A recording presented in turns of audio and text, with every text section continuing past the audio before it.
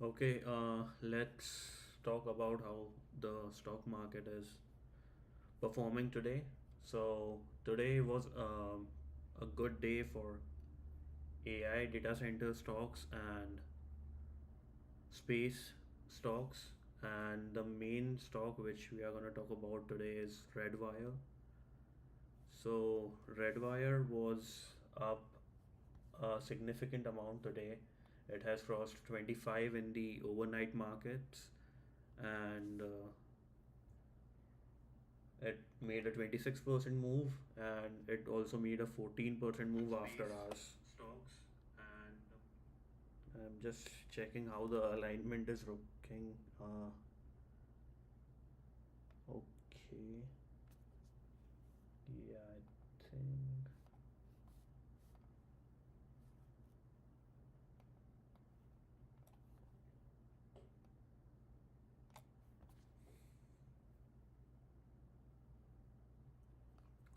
Sorry, I'm just learning about streaming.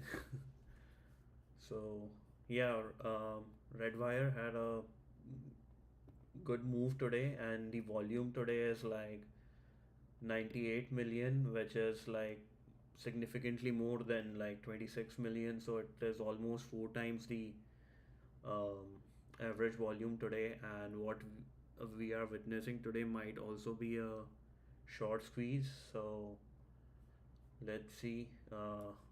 Let's dive deeper into today's move. And yeah, we also covered about Redwire stock a few months ago, like 4 months ago. I told everyone about Redwire stock and I also bought it and had covered it multiple times. So let's watch Think about the this. new space race. What comes to mind? Probably rockets, right? SpaceX, Blue Origin. But what if I told you one of the most important companies in space isn't launching a single thing? Today, we're diving into Redwire. They're the ones building the quiet but absolutely critical backbone for the entire space and defense economy. It's like this. Think back to any gold rush in history. We always hear about the guys who struck it rich, the prospectors. But who really made the guaranteed money? It was the folks selling the picks, the shovels, the blue jeans. Well, that's exactly Redwire's game plan for the 21st century space race. They're betting the house on being that essential supplier. All right, so what does being the picks and shovels of space actually mean? Well, it means Redwire is building the stuff that's totally non negotiable, the hardware that literally every single mission needs to work, no matter if it's from NASA, a private company, or another country. So you've got all these companies focused on the getting there part, the launch. Redwire, they're all about what happens after you get there. We're talking about the power grids, the docking ports, the communications, all the fundamental stuff that turns a metal can floating in space into an actual functional spacecraft. Okay, so if you're selling the tools, how do you stop someone else from just selling the same tools cheaper? How do you defend your turf? For Redwire, the answer is some seriously game changing proprietary tech that creates these huge, powerful moats around their business. And it really all starts with their crown jewel. Meet ROSA. That stands for Rollout Solar Array. Now, forget those old school, heavy, rigid solar panels that unfold with all these clunky motors and hinges. ROSA is totally different. It's basically a high-tech solar blanket that rolls up super tight for launch, and then, get this, it just unfurls itself in space using its own built-in tension. So simple, but so brilliant. And that difference? It's not small. It's everything. Rosa gives you 20% more juice while taking up just a quarter of the space of the old stuff. You have to remember, in the space industry, every single gram, every cubic centimeter costs an absolute fortune to launch. So this isn't just a nice little improvement, it's a full-blown revolution. And look, this isn't some cool tech that's still on the drawing board. ROSA is out there, right now, on some of the most important missions we have. It's literally keeping the lights on at the International Space Station. It powered the NASA mission that smacked into an So this is a rollout solar array. Let me show you how it looks like in reality.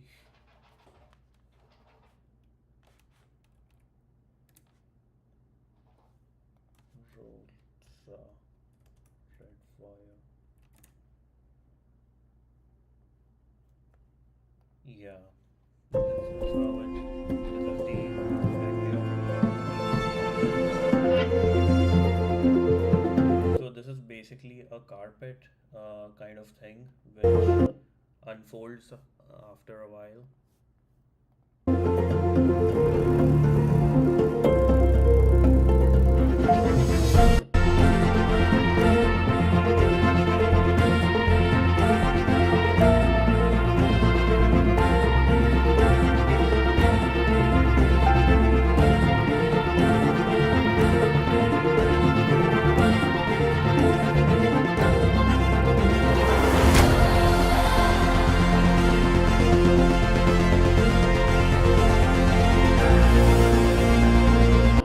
So this thing opens up in space, and you don't have any margin of error in the space. So that's why these NASA and everyone give contracts to Redwire, and um, Redwire has established a reputation over the several years, um, making these products.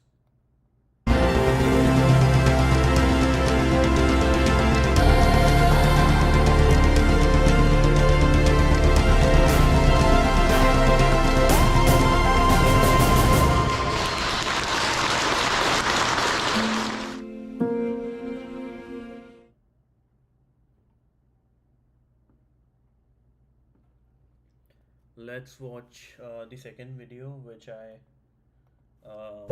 created about Redwire. Asteroid on purpose, and it's going to be the power source for the Lunar Gateway.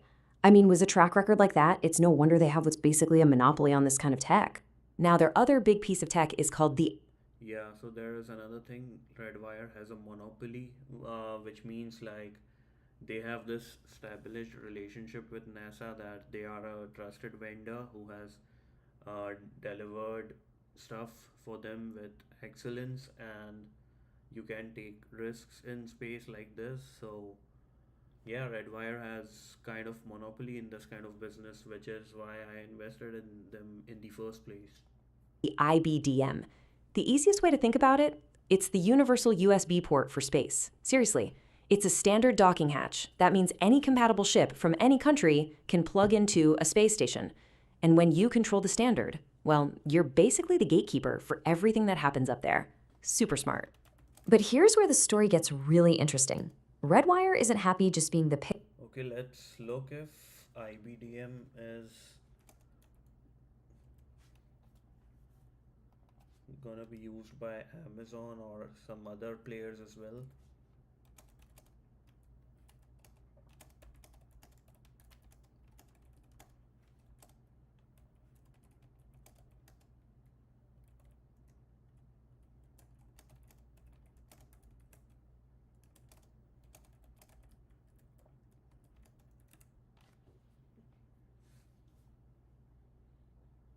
So this is called due diligence, which we have to do.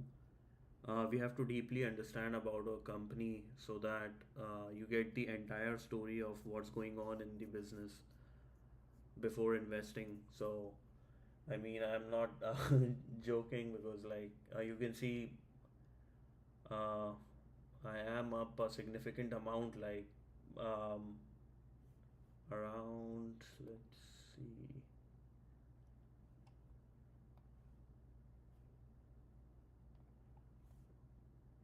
Yeah, I'm up around 166% on my shares, but being transparent, I am also underwater on my covered call, so that's a little bit of a mess. So I will have to sell my shares at a certain price. So my covered call went underwater because I was not anticipating such a move, but it went too quick, too fast. So yeah, I mean, profit is profit. So I'm gonna take exits from Redwire, maybe around 13 and 24, and I'm gonna do the wheeling strategy where I'm gonna look for a bad day when Redwire is down 15% or 20%, and when there is fear, when nobody wants to hold it, I'm gonna hold it, and I'm gonna capture the volatility. So today, the implied volatility in Redwire was a lot. So let me show that. This is a tool Vega Edge which I created, which is telling you about the pricing for an option strike. So see, you have an implied volatility of 231% today, which is really high. Like this implied volatility is for the May 29th expiry. So options premium are used up a lot.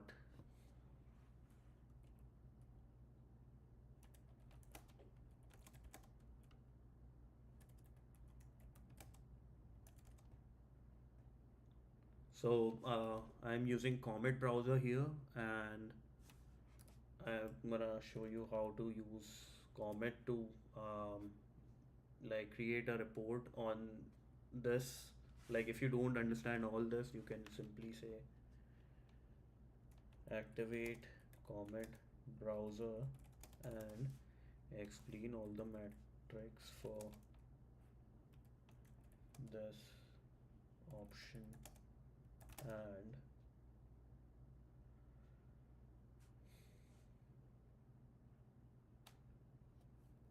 let's see, make it 24, show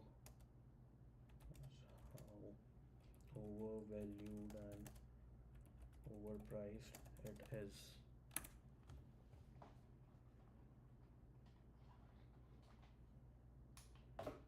Yeah, so this Redwire call is really expensive. That's what um, Comet says. The market pricing it about 3x higher than a standard Black-Scholes model in your inputs. So all this is Black-Scholes equation, which is like the trillion-dollar equation. If you wanna understand what it is, then you just watch this video, the trillion-dollar equation, and yeah, the equation that beats Wall Street. So This single yeah, in your free time you can watch this. And yeah, so back to Vega Edge first. And yeah, so let's see about this $24 call option.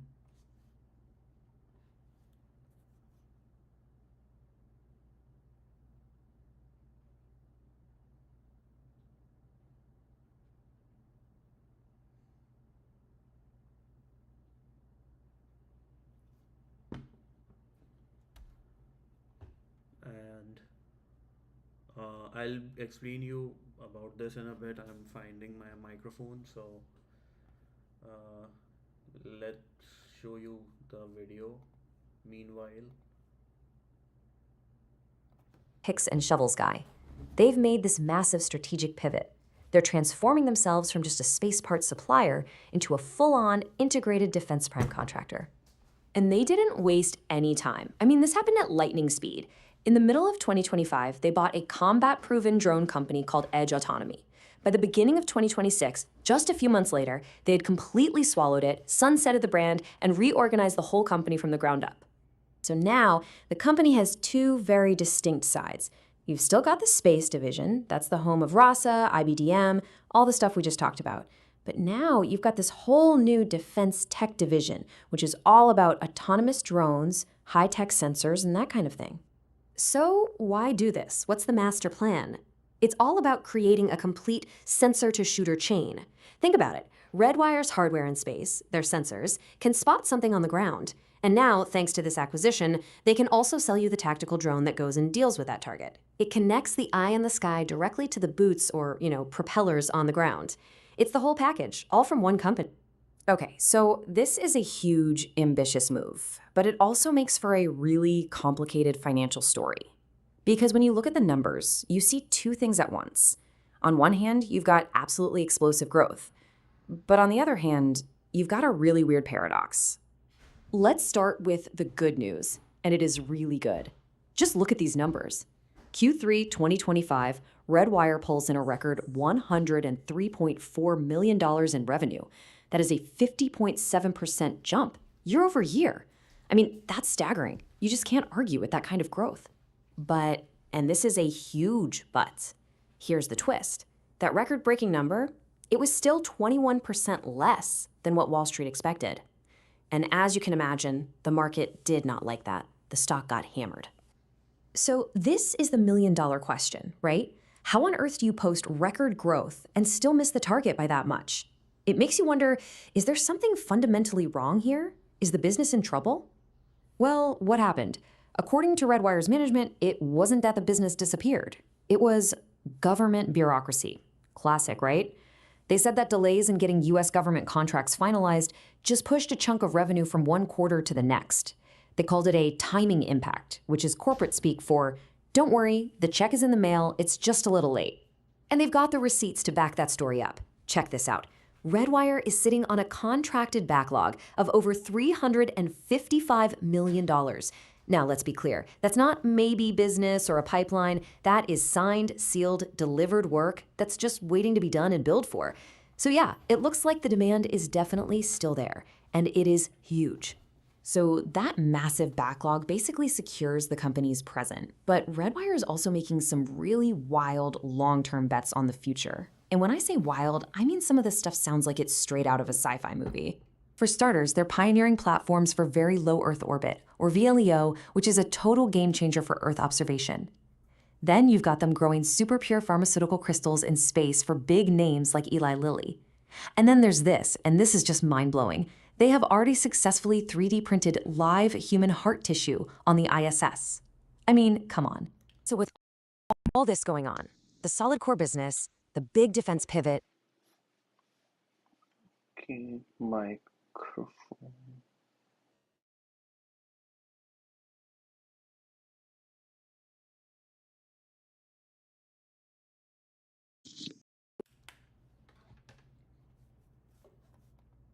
The sci-fi future stuff, it's no surprise Wall Street can't make up its mind. You've got the Super Bowls, like H.C. Wainwright, slapping a $22 price target on it, seeing huge potential. And then on the other side, you've got the bears at Bank of America saying it's worth maybe $6 because they're worried about execution. And really, it all boils down to this. 2025 was the year of transformation for Redwire. They tore things down and rebuilt. They made the big pivot. So 2026? That has to be the year of execution.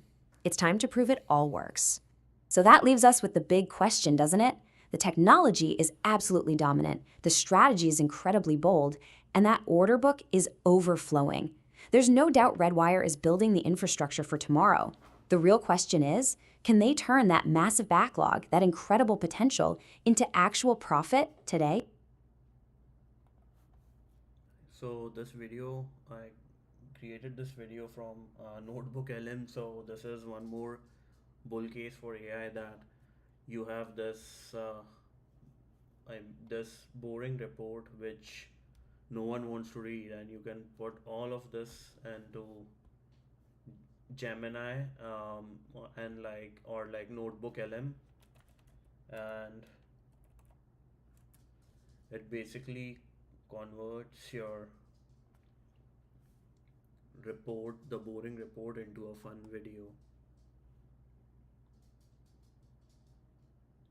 So yeah, this was my report about Redwire, the boring report about defense budgets and interest rate, cost of capital, the space mode.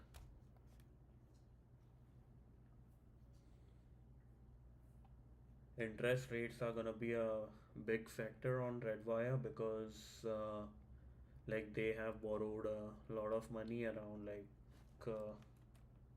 let's see their debt. Yeah, they have reduced their debt in by like $90 million. So uh, it has been reduced to $90 million, and okay,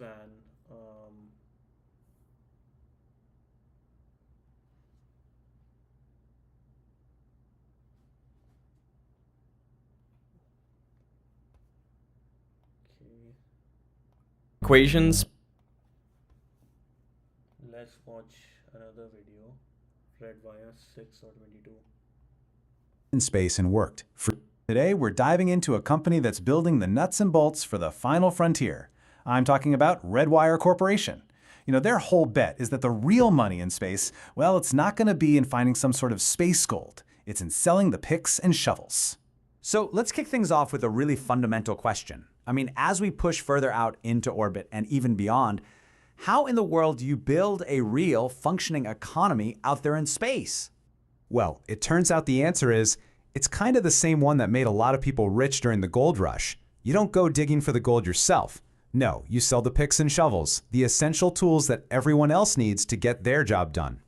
And that right there is exactly Redwire's game plan. See, they're not the ones launching the giant rockets. Instead, they're building all the critical stuff that goes on those rockets. The power systems, the docking ports, the platforms, all the things that actually make a space economy possible in the first place. But here's where the story gets really interesting. Just when everyone was starting to get a handle on Redwire as this pure-play space company, boom, they made a massive pivot. A single acquisition in 2025 completely changed the game for them, altering their entire strategy and where they sit in the market. And just look at how fast this all happened. It's really remarkable. We're talking about just over 6 months. In that tiny window, they dropped nearly $1 billion to buy their way into the defense drone market. They dealt with some serious financial headwinds, raised more capital, and then completely reorganized their entire business. That is a whirlwind. So what does this all mean? Well, this move was a complete identity shift. Think about it. Before, Redwire was basically a collection of suppliers. They made parts for the big projects. But after, they became a prime contractor. That means they're now the ones leading the projects, competing head-to-head for those huge government contracts in both space and defense. It's a whole new league. And this is the result, this new two-pronged structure. On one side, you've got the space segment. That's all their classic flight-proven tech like solar arrays and docking systems. And on the other side, you have this brand new defense tech segment, focused on things like autonomous drones and super advanced surveillance gear. The strategy here is crystal clear, right? They want to be able to win big contracts from both NASA and the Pentagon. Okay, so they've got this new structure, but how do they defend it? What's their secret sauce? Let's dig into the core technology that gives Redwire an edge that frankly is really hard for competitors to copy. You know, in the business world, people talk about a moat. It's basically what protects your castle, your company, from invaders. I mean competitors. For Redwire, that moat is built on two really key things. First, patented technology. But second, and this is huge, something called flight heritage. That's just a fancy way of saying their stuff is actually flown in space and worked for years in that incredibly harsh environment. That's a track record you can't just buy. So let's talk about their biggest moat. It's called ROSA, which stands for Rollout Solar Array. Now, instead of picturing those big, clunky, rigid solar panels that take up a ton of room on a rocket, think of ROSA as more like a high-tech blanket. It rolls up into this tight little cylinder for launch, and then once it's in space, it just unfurls. Kind of like pulling down a window shade. Super simple, super clever. And why is this such a game changer? Well, because it's lighter, it's way smaller, and it generates 20% more power. I mean, this is a huge deal. And this isn't just some drawing on a whiteboard. This tech is already up there, right now, powering parts of the International Space Station. And it's set to power the Gateway Station that's going to orbit the moon. It's the real deal. All right. Their second big moat is their IBDM docking system. The best way to think about this is like, it's the universal USB port for space. Seriously, you've got all these different spacecraft from different countries, different companies, all flying around up there. They need a standard way to connect to each other, you know, for refueling, for transferring cargo, for moving crew around. Redwire makes that standard. And that basically makes them the gatekeeper for all the logistics that happen in orbit. Okay, so the tech is awesome, the strategy is super bold, but that brings us to the million-dollar question, or in this case, the multi-million-dollar question that has Wall Street completely divided. Is the company actually financially healthy? I mean, if you just look at the top line, the revenue story looks incredible. After they made that big acquisition, you can see sales just shot through the roof in the third quarter of 2025, jumping way over $100 million. Looks great, right?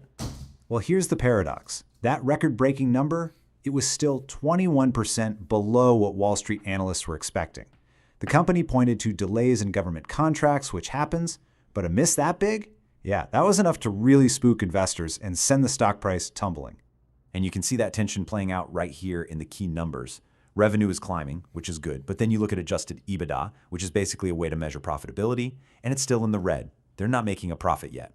But then, you look at the contracted backlog, that's confirmed business they have lined up for the future, and that number is growing and growing.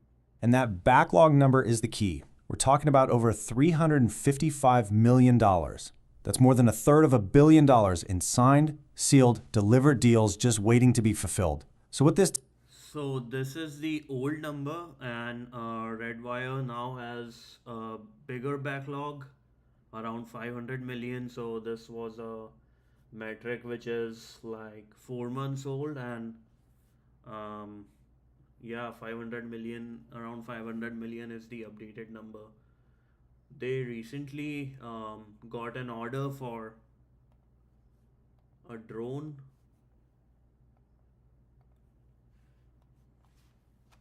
Redwire drone. So it was something in the within the range of 50 to like $90 million. So Today's battlefield is no longer defined by borders. Redwire basically bought this brand called Edge Autonomy, and they increased their revenue with the help of Edge Autonomy, and that's why it is pumping today. It's like still going on in the after hours. So yeah, we are up 3 grand on it, and yeah, we are up 166% on it. So yeah, that's why we are watching all this.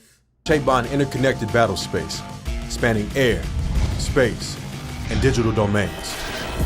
Dominance in this environment requires seamless multi-domain coordination to outpace threats and enable decisive action. At Redwire, we're bringing together disruptive technologies across these realms, delivering integrated solutions that strengthen mission performance from orbit to the tactical edge. Our space-based assets enhance decision advantage across the globe. Target acquired. Our uncrewed systems support ground forces with flexible tactical capabilities. And our digital mission operations and engineering connects these systems, ensuring combat readiness. Together, these capabilities enable multi-domain dominance. The fight has evolved. So have we. Together, we defend above.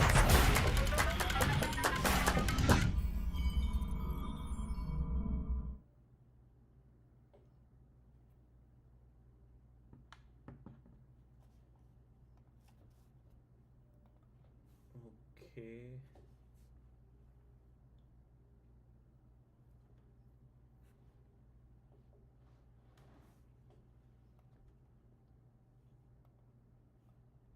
tells you is the demand for their stuff is definitely there.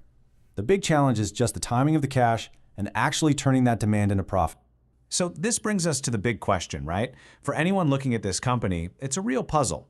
With all these conflicting signals, how do you even begin to value it? What's the bull case versus the bear case? It's that classic tug of war between a super exciting high-growth story and the hard reality of the bottom line. And hey, don't just take my word for it. You can see this whole debate playing out right here among the Wall Street pros. I mean, look at this. You've got one firm saying the stock's worth $22 a share. So one more thing, B of A Securities is cooked right now. They had given a rating for $6 and the stock is right now to favoring this analyst HC Wainwright, like $22, and it has even crossed $22. And another saying it's only worth $6. They are all looking at the exact same information and coming to completely opposite conclusions. It's wild. So let's talk about the cautious view, the bear case, if you will. It really boils down to these key risks. First, they are super dependent on government budgets, which can be, unpredictable. They're also burning through a lot of cash to grow, and there's a chance they might have to issue more stock to raise money, which could mean everyone's slice of the pie gets a little bit smaller. So at the end of the day, it really comes down to this. The bulls, the optimists, they see an absolutely essential infrastructure company. They see that huge backlog as proof of demand, and they love the pivot into defense. But the bears, the pessimists, they see a company that isn't profitable, that's burning cash, and that's basically at the mercy of government paperwork. And you know what? Both sides have really good points. And that leaves us with the final big question. Is Redwire just a really risky bet on a company that hasn't figured out how to make money yet?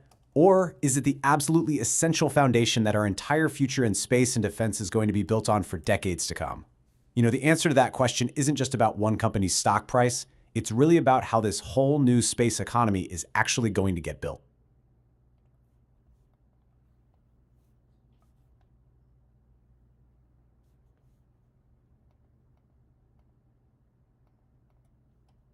And Redwire is not risky now because they have improved their position a lot. Um, yeah, let me quickly show you this and financials and quarterly. So you see the revenue is growing continuously, and the percentage change in revenue is now 57%, 56% in the previous quarter, and you can see it is still losing money as of now, but it's gonna gain a lot of money in the future because of their edge autonomy brand, the drones, and space is also now getting a boost because of SpaceX IPO. So yeah, we are seeing a turnaround story, and their balance sheet has also improved a lot. So their assets have grown, their long-term debt has grown.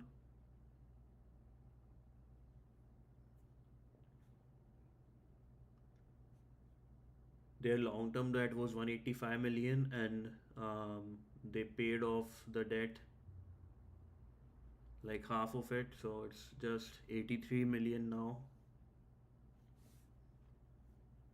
So yeah, that's it for me today, and we are gonna stream sometime soon. So yeah, adieu, bye bye.